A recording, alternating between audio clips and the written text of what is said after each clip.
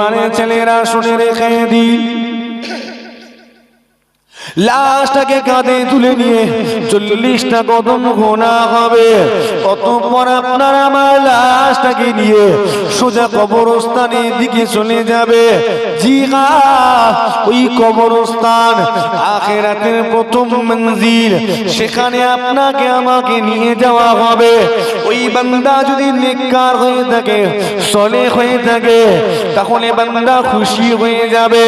পক্ষান্তরে বান্দা যদি গুনাহগার হয়ে থাকে, বান্দা যদি নিকৃষ্ট হয়ে থাকে, বান্দাটি যদি পাপী হয়ে থাকে, তাহলে চিৎকার করে বলতে থাকবে, আমার আওলাদেরা, আমার সন্তানেরা, ও আমার প্রতিবেশীরা, তোমরা আমাকে কোথায় নিয়ে যাচ্ছ? কেন আমাকে ওই বনের দিকে, জঙ্গলের দিকে নিয়ে যাচ্ছ? তোমরা আমাকে আমার বাড়ির দিকে নিয়ে চলো, আমি একা ওই জঙ্গলে থাকতে পারবো না, ওই কবরস্থানে আমাকে নিয়ে যেও না। ও বিরিয়ানেরা, কিন্তু আফসোসের বিষয়, সেই দিন ওই বান্দার আওয়াজ কোন দুনিয়ার মানুষ শুনতে পাবে না, কোন দুনিয়ার মানুষ তার আওয়াজ শুনতে পাবে না।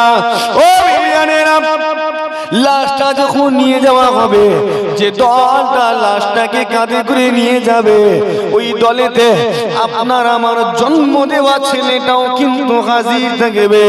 কিন্তু আপনার আমার জন্য একবারও বলবে না, আমার আব্বা বড় মেহনত করেছেন, পরিশ্রম করেছেন, বড় কষ্ট করেছেন, তোমরা আমার আব্বাকে বনে জঙ্গলে নিয়ে যেও না, আমার আব্বা বড় কষ্ট করে বাড়ি বানিয়েছে, ঘর বানিয়েছে, আমার আব্বাকে আমার বাড়িতে নিয়ে চলো, একবারের জন্য বলবে না।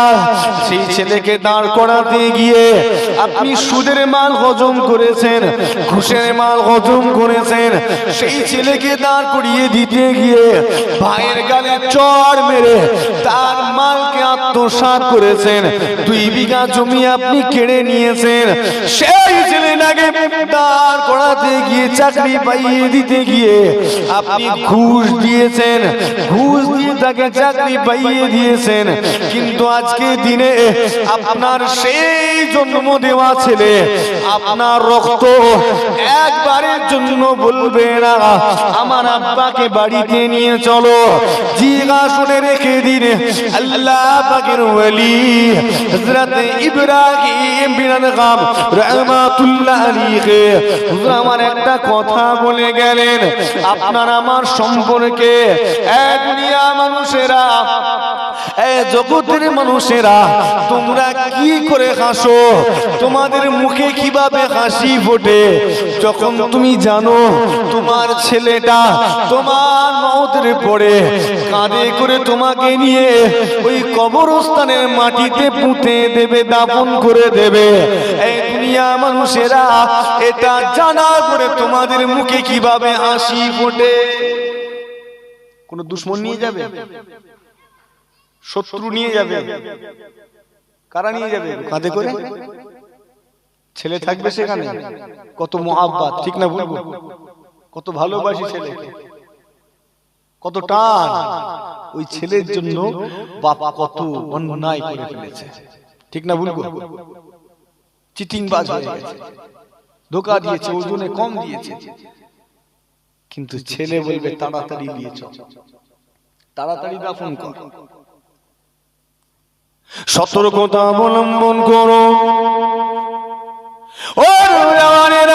যখন লাশটাকে নিয়ে যাওয়া হবে, কেউ লাশটাকে ওভারটেক করবে না, সকলে লাশকে অনুসরণ করবে। লাশকে অনুসরণ করতে করতে কবরস্থানে হাজির হবে। কয়েকজন মানুষ আগে কবরে নেমে পড়বেন, এবারে আপনাকে আমাকে কবরে নামানো হবে। আপনার আমার নিত দেহ, আপনার আমার লাশটাকে যখন কবরে নামানো হবে, নামানোর সময় উপস্থিত মুমিন মুসলমান আরবিতে একটা দোয়া পাঠ করবে। বলুন তো দেখি কি দোয়া তারা পাঠ করবে? দোয়া পড়বে না পড়বে নি? উচ্চ আওয়াজে পড়ে দোয়াটা। কি দোয়া পড়ে গো? কথা নেই। একটা জবাব এসেছে, আমি একটা উত্তর দিয়েছি। আর কেউ?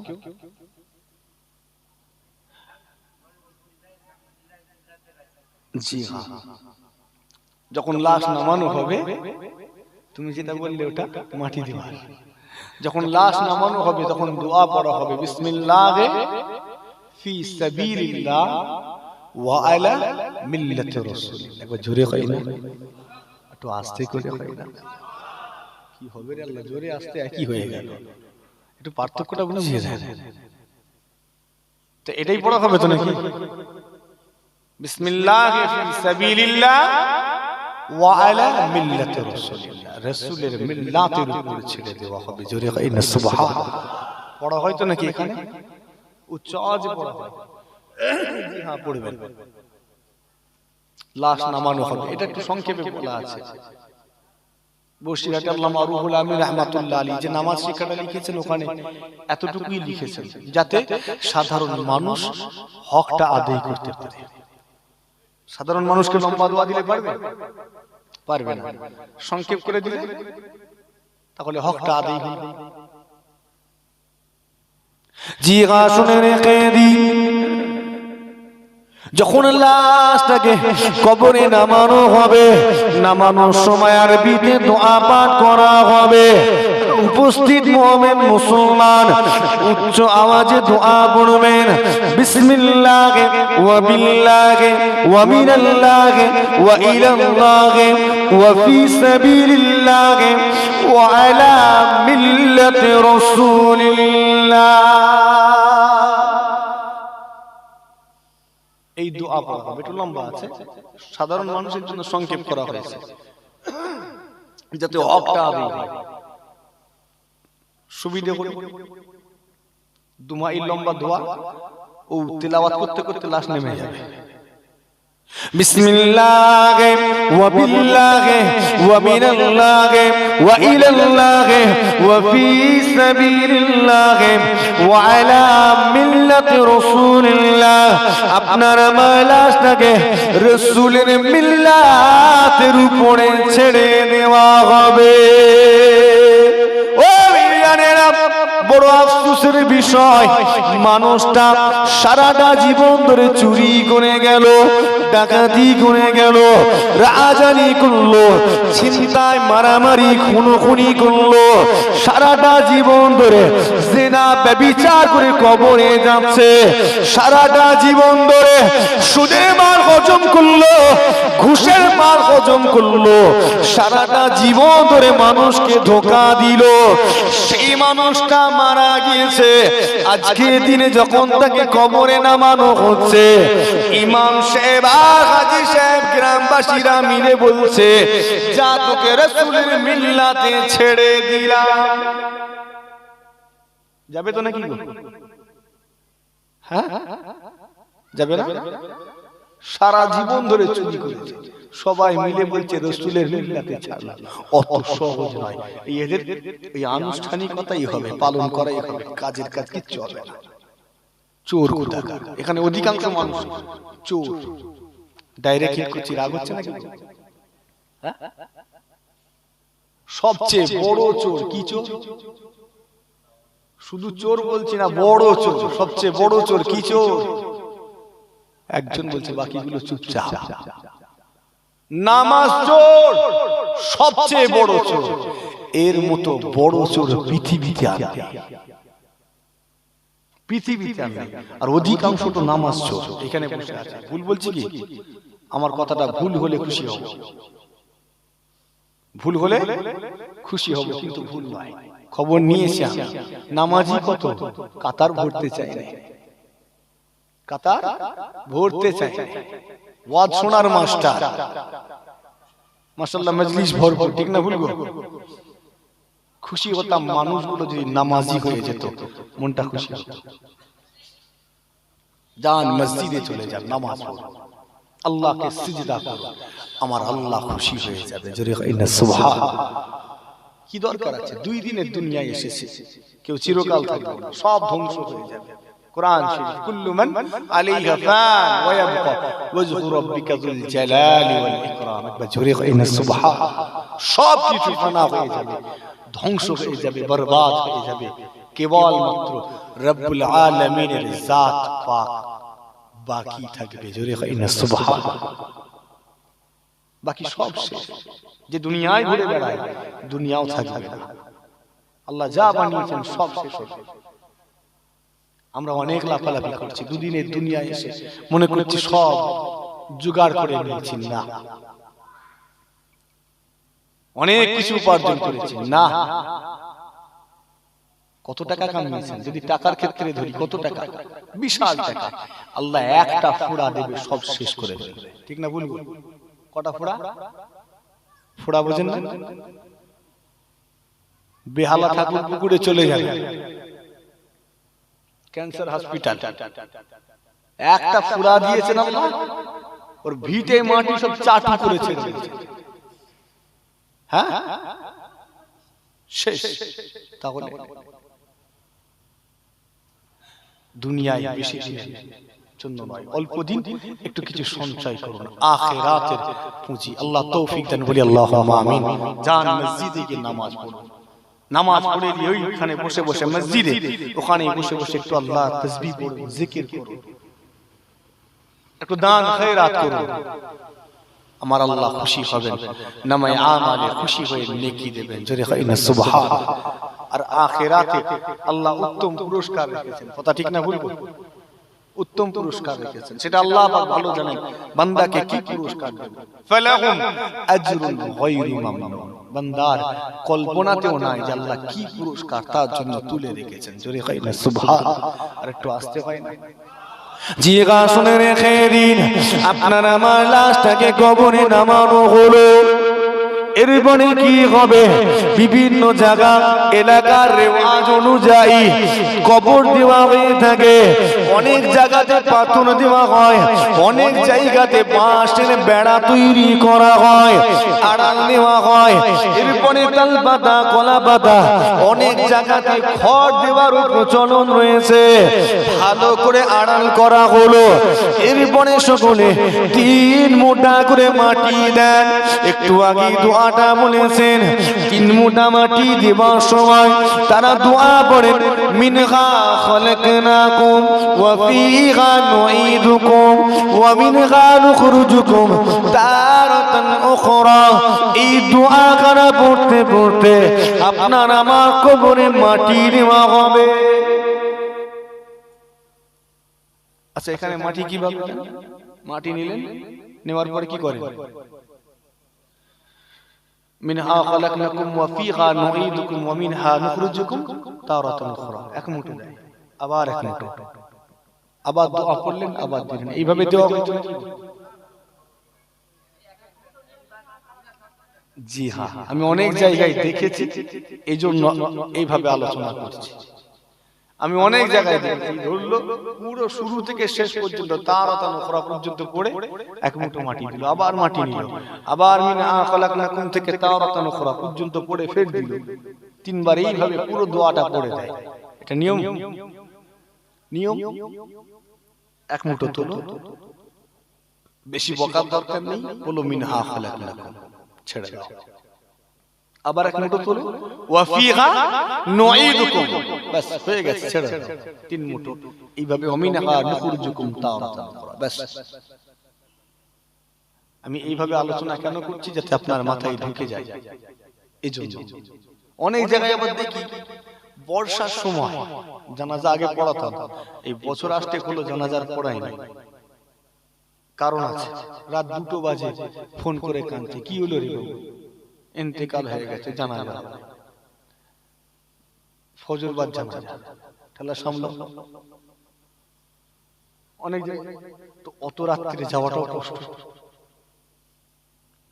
তো চারিদিকে। তারপরে জানাজা পড়াতে পড়াতে এমন হলো, নিজেই যেন কেমন টাইপের হয়ে যাচ্ছে, সহ্য করতে পারছিলাম না। হবে না, সবার জান সমান নয়, সবাই সহ্য ক্ষমতা সমান নয়। অনেকে রক্ত দেখলে আবার মাথা ঘুরে যায়। তো এরকম সব দেখে ছেড়ে দিলাম। তারপরে কিছু কিছু লাশ দেখলাম, একটু আল্লাহ মাফ করেন বলতে নাই, ভয়ঙ্কর পরিস্থিতি, বাইরে থাকে, সেখান থেকে লাশ আনতে তো 1 মাস 1.5 মাসও লেগে যায়। দাঁড়িয়েছি নামাজ পড়ানোর জন্য, তাতে ওষুধ দেওয়া থাকে, এমন ওষুধের গ্যাস সহ্য করতে পারি না, সব দিক দিয়ে চিন্তা করে বাবু দেখলাম ওটা আমার দ্বারা হবে না, পারবো না, ছেড়ে দিয়েছি। জানাজা পড়ি, তবে গিয়ে মুখটা দেখি চলে আসি, যেটা আমার কর্তব্য। গ্রামে আত্মীয় স্বজন প্রতিবেশী কেউ ইন্তেকাল করলে হকটা আদায় করতে হবে না, হবে না যে শরীক হবে। কেন জানেন? আল্লাহ নবী বলছেন কেউ যদি জানাজার নামাজ আদায় করে আল্লাহ তাকে এক কেরাত সওয়াব দেন, জোরে খাই না সুবহান। আর জানাজার পরে একটু কষ্ট করে হেঁটে গিয়ে যদি দাফন করে মাটি দেয় আরো এক কেরাত, মোট 2 কেরাত সওয়াব আল্লাহ নামায়ে আমালে লিখে দেন, জোরে খাই না সুবহান। এক কেরাত বলতে কত সওয়াব বলতে পারেন? এক কেরাত বলতে কত? যে এক কেরাত বলতে 2টা উহুদ পাহাড়ের সমপরিমাণ সওয়াব, জোরে হয় না সুবহান। তাহলে যে মানুষটা জানাজা পড়লো আর একটু কষ্ট করে কবরস্থানে ধারে গিয়ে দাফন করলো, মাটি দিল, ওই মানুষটা এই সামান্য 10 মিনিটের আমালে 2টা উহুদ পাহাড়ের সমপরিমাণ, 4টা উহুদ পাহাড়ের সমপরিমাণ সওয়াব অর্জন করলো, জোরে হয় না সুবহান। 4টে উহুদ পাহাড়, এক রাত সমান 2 উহুদ পাহাড়। তো অনেককে দেখেছি ঝুড়ায় মাটি দিতে বর্ষার সময়, কবরের ধারে যেতে পারে না, এদিকে আছে নাকি গো, ভায়া করে দেয় না? হ্যাঁ, অনেকে বালতি ধরে। আচ্ছা, মাটি কোথায় দেওয়ার হুকুম হয়েছে, বালতিতে না কবরে? যে তো কোথা দিচ্ছেন আপনি? হচ্ছে তো, আমল হচ্ছে তো। হুকুম হয়েছে কবরে দাও, উনি বালতিতে দিয়ে বসে আছে, ঝুড়ায় দিয়ে বসে আছে। সব চালাকি ছাড়ুন, ভায়া ছাড়ুন, যান, যেটা হুকুম হয়েছে সেটা করুন। এর উল্টোটা না, বান্দা কবরে গিয়ে মাটি দাও। আচ্ছা, মাটিটা নিয়ে আমি ছুঁড়ে দিতে পারি? এরকম করলে এরকম ছুঁড়ে দিতে পারবেন না? কথা বলে না কেন? মাটি দেওয়ার হুকুম হয়েছে, ছুঁড়ে দিলেও তো হবে নাকি? তো মাটি দেওয়ারও একটা আদব আছে, ঠিক না বলবো? মাটি দেওয়ারও আদব রয়েছে, সেই আদব রক্ষা করতে হবে, অন্যথায় হবে না। মুসলমানের ছেলেরা, ও নওজওয়ানেরা, তরুণেরা, আমার মুরব্বিয়ানেরা, জিগা খেয়াল করে শুনে রেখে দিন, 3 মুঠা করে মাটি দেওয়া হবে। 1 মুঠা মাটি দিয়ে বলা হবে মিনগা খলাকনাকুম, ও নব কবরবাসী বান্দা, এই মাটি থেকে তোমাকে সৃষ্টি করা হয়েছে। মাটিটা ছেড়ে দেবে, দ্বিতীয়বারের জন্য মাটিটা তুলে বান্দা বলবে ওয়া ফিহা নুঈদুকুম, ও নব কবরবাসী বান্দারে, এই মাটিতে তোমাকে ফিরিয়ে নেওয়া হলো। এবারে শেষবারের মতো মাটিটা তুলে বলবে ওয়া মিনহা নুখরিজুকুম তারাতান উখরা, ও নব কবরবাসী বান্দারে, এই মাটি থেকে তোমাকে দ্বিতীয়বারের জন্য তোলা হবে। ও ইরানেরা, আপনাকে জিজ্ঞাসা করি, বলুন তো দেখি, যে এই দিনে আপনাকে আমাকে দ্বিতীয়বারের জন্য উঠানো হবে, তোলা হবে, সেই দিনটার নামটা কি? সবাই মিলে বলে কিয়ামত। সব গুলিয়ে ফেলছেন কেন এরকম করে? এই যে ওয়াজ করছি, এই ওয়াজের দরকার আছে? আছে কি? আমরা এগুলো খেয়ালই করি। কিয়ামত কোন দিন? যেদিন ধ্বংস হবে দুনিয়া। ইয়াউমুস সাআহ, দুনিয়া আল্লাহ এই দিনে ধ্বংস করবেন। কোরআন শরীফে আয়াত দিয়েছেন, ইন্নাশ শাআতা আতিয়াতুন আকাদু ফি গালিতিস। আল্লাহ বলছেন কিয়ামত অবশ্যম্ভাবী হবেই হবে, কিয়ামত হবেই হবে, এতে কোনো সন্দেহ নেই। কিন্তু কবে হবে আমি আল্লাহ সেটাকে নিকটবর্তী করে গোপন করে রেখেছি। কেন গোপন করেছি? লিতুজজা, যাতে আমি বদলা দিতে পারি, এর বদলা দেওয়ার জন্য আল্লাহ নিকটবর্তী করেছেন, করে গোপন করে রেখেছেন। তো কিয়ামতের দিন সিংহায় ফুঁক দেওয়া হবে, দুনিয়া ধ্বংস হবে। যেদিন দুনিয়া ধ্বংস হবে ওই দিনই তোলা হবে? জি না, যেদিন তোলা হবে ওই দিনটার নাম ইয়াউমুল কিয়ামা নয়, ওই দিনটার নাম হলো ইয়াউমুল মাহশার। একবার জোরে হবে আর একটু আস্তে করে। হাসরের দিন, হিসাব নিকাশের দিন। তোলা হবে কেন? হিসাব নিকাশের জন্য, তাই তো নাকি? জি হ্যাঁ, শুনে রেখে দিন, মাহশরের ময়দানে কঠিন মুসিবতের দিনে আল্লাহ পাক আপনাকে আমাকে উঠাবেন। কোরআন শরীফে ওই দিনটার আরো একটি নাম দেওয়া হয়েছে, ইয়াউমুত তাগাবুন, পুনরুত্থানের দিন। সেই দিন আল্লাহ পাক আপনার আমার হিসাব নেবেন, আল্লাহ পাক আপনার আমার বিচার করবেন। ও জানেরা, জি গাজি কথা বলতে চাই, সকলে মাটি দিয়ে যে যার বাড়ির দিকে রওনা দেবে, ফিরে যাবে। আল্লাহ নবী জানাতে লেগেছেন, দুনিয়ার মানুষগুলো যখন কবরস্থ করার পরে যে যার বাড়ির দিকে রওনা দেবে, ফিরে যাবে, আমার নবী পাক জানাতে লেগেছেন, ওই ব্যক্তিগুলো যখন কেটে কেটে কেটে কেটে যে যার বাড়ির দিকে ফিরে যায়, রওনা দেয়, ওই ব্যক্তির পায়ের জুতার আওয়াজ আল্লাহ কবরে শুয়ে শুয়ে ওই কবরবাসীকে শুনিয়ে থাকে। কতক্ষণ শুনতে পাবে? শোনা যায় কতক্ষণ শুনতে পাবে? কবরবাসী এদের পায়ের জুতোর আওয়াজ শুনতে পাবে কতক্ষণ? 1 ঘন্টা, 2 ঘন্টা, 5 ঘন্টা? একটা উত্তর পেয়েছি, 40 কদম। একবার জোরে হয়, 40 কদম যেই পার হবে আর শুনতে পাবে। আরো একটি রিওয়ায়াত বর্ণনা, আল্লাহ নবী বলছেন, কবরস্থ করে বাড়ির দিকে যাচ্ছে, রওনা দিচ্ছে, ওই ছেলেটা তার বাপকে তার আম্মাকে কবরস্থ করে ফিরে যাচ্ছে বাড়িতে। যতক্ষণ না বাড়ির দরওয়াজা চৌকাঠ পার হচ্ছে, ততক্ষণ কবরে শুয়ে শুয়ে তার মা বাপ ছেলের পায়ের জুতার আওয়াজ শুনতে পাবে। জোরে হয় না সুবহানাল্লাহ? আর একটু জোরে হয় না সুবহানাল্লাহ? আচ্ছা ধরুন একটা ছেলে তার আব্বাকে দাফন করে বাজারে চলে গেল, বদর হাটে চলে গেল, এলাকার মসজিদে ঘুরে চারিদিকে ঘুরছে, ঘরে ঢোকে, কি হবে? শেষ করতে হবে? আমি সিগন্যাল দিচ্ছি হয়তো। ঘরে ঢুকছে,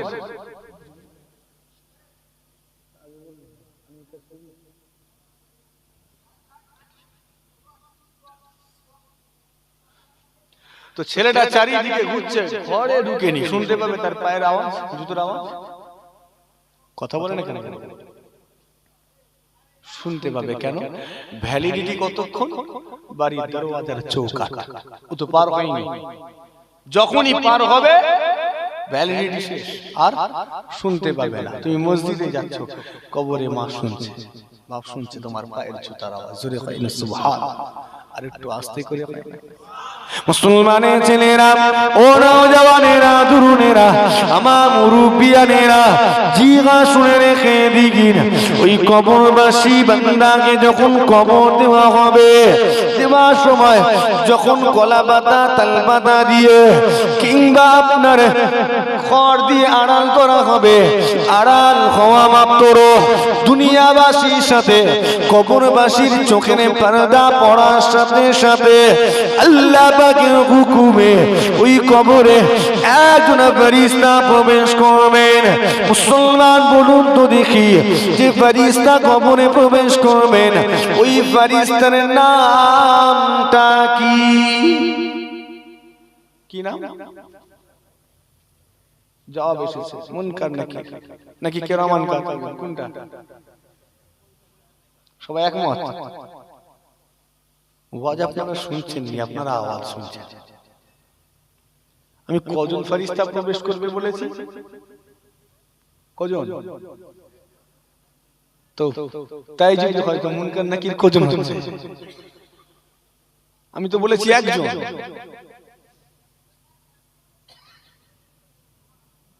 থাক আর আলোচনা বেরিয়ে লাভ নেই। আসেন আল্লাহর হাবিবের দরবারে আদাবে সালামে নজরানা পেশ করি। ইয়া নবী সালাম, ইয়া রাসূল সালাম আলাইহি।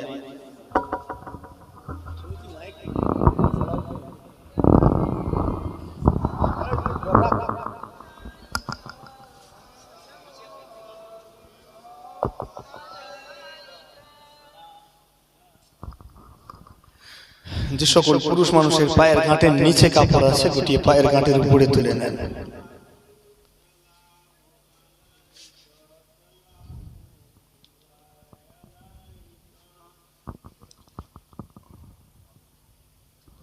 পুরুষ মানুষের জন্য শরীয়তের বিধান, তারা পায়ের গাঁটের উপরে কাপড় রাখবেন। আর মহিলাদের জন্য শরীয়তের বিধান, তারা পায়ের গাঁটের নিচে কাপড় রাখবেন। তো এটা খেয়াল রাখবেন যেন কখনো লঙ্ঘন না হয়। অনেক সময় আমাদের একটু আধটু ব্যতিক্রম হয়ে যায়, ঠিক না বলবো? হয়ে যায় না? তো সেক্ষেত্রে একটু খেয়াল রাখবেন, যখনই স্মরণে আসবে ঠিক করে নেবেন। সালাম পড়ব আল্লাহর হাবিবের দরবারে আদবে মুহাব্বতে উচ্চ আওয়াজে। তার আগে একটু আওয়াজটা দেখে নেব তাকবীরের ধ্বনি দিয়ে। নারে তাকবীর, নারে তাকবীর। খুব রাগ হচ্ছে বুঝতে পারছি, আর রাগ করেননি, দোয়া হবে এখনই। আওয়াজ বাড়বে নাই থাকবে? বাড়বে? একটু একটু করে বাড়াবেন, যা ভলিউম দিয়ে দেন না একবারে। আর কেসে ফেলেননি যেন, তাহলে সমস্যা আছে, ধরে ফেলবে আপনি, তাহলে কয়লার ইঞ্জিনে ধোঁয়া দিয়া লোক। শীতকাল বলে কি করবো, একটু গা গরম করার জন্য সাইডে যাচ্ছে, বিড়ি টানছে। তো যারা বিড়ি টানে একটু দিক কেসে ফেলে, ঠিক না ভুলবো? একটু চাপ করলেই কেসে ফেলে, হট করে কেসে ফেলবে না, ধরা পড়ে যাবে। সালাম পড়ব আল্লাহর হাবিবের দরবারে তাকবীরের ধ্বনি আরো একবার দেখি। নারে তাকবীর, হিজবুল্লাহ, সিলসিলায়ে হক ফুরফুরা শরীফ, সিলসিলায়ে হক মুজাদ্দিদিন জামান। নারে তাকবীর, নারে তাকবীর। মাশাআল্লাহ, এই আওয়াজ বজায় রেখে মুহাব্বতে সালামে নজরানা পেশ করি। ইয়া নবী সালাম, ইয়া রাসূল সালাম, ইয়া হাবিব সালাম।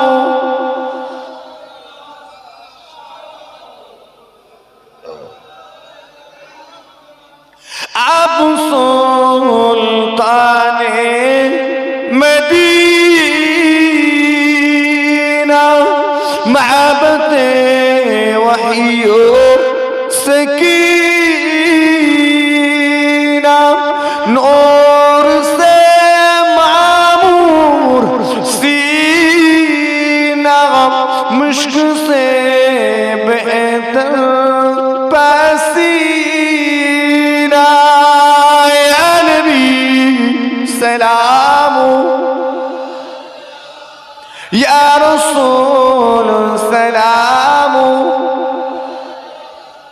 या हबीब सलाम।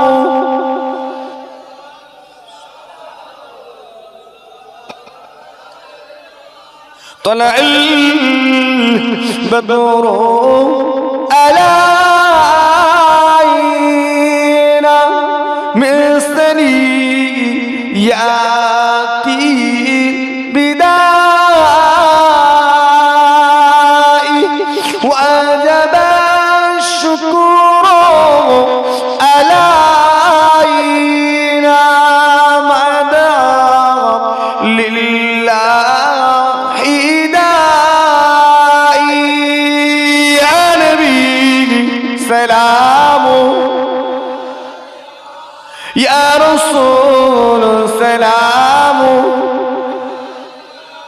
ইয়া হাবিব সালাম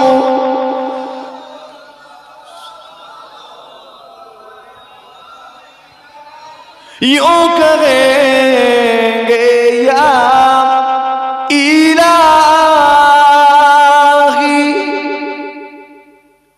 तूने दी है मुझको शाही करना उम्मतों की तबाही देख कर क्यों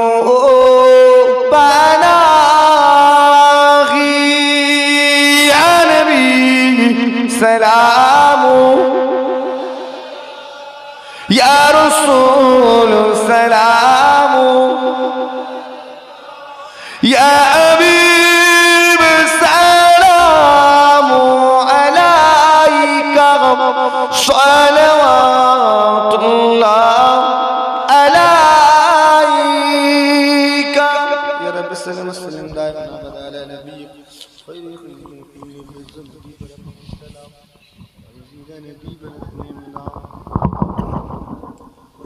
بلغ العلا بكماله كشف الدجى بجماله حسنت جميع خصاله صلوا عليه وآله اللهم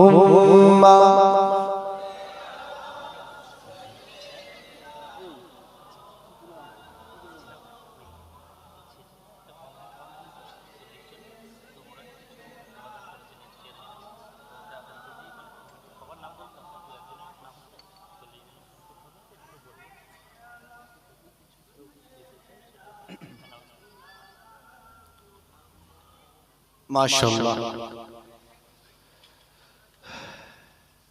আলোচনা হলো অনেকক্ষণ আপনারা খুব কষ্ট পেলেন তাই না অনেক অত্যাচার করলাম আপনাদের উপর আর নয় এবারে বিদায় নেওয়ার আগে কমিটির ভাইরা বলছেন যে একটু যদি বলেন অনেক মানুষের আশা থেকে নিয়ত থাকে